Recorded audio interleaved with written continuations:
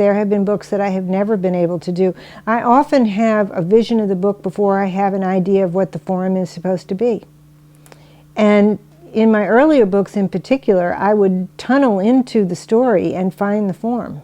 And it was often a hit and miss situation, and sometimes the net effect was cumbersome. But there were some books I abandoned because I never was able to really pull them together. I'm finding that I'm going back now and using some of the threads, some of the ideas, some of the themes in those lost books.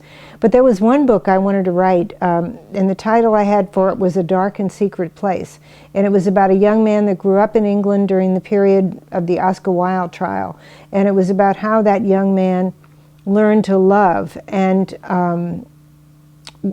I got deeply into it. His name was Roger Lockhart. And I went over and over all the different aspects of this, and I never could find exactly the right year to put it in. I just never was able to write it. And it still exists out there. It's a lost novel. I don't know that I even ever took anything from the body of ideas that was so dear to me.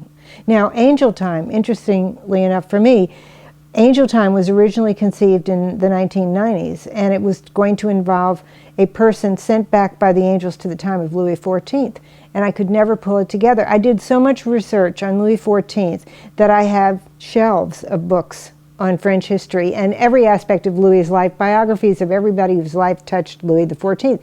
I've never used that. Well, I was able recently to do Angel Time the way I really wanted to do it with Toby O'Dare, and he wasn't sent back to Louis XIV, he was sent back to another period. But I think I will work up to Toby being sent to Louis XIV, so I will be able to rescue that original concept.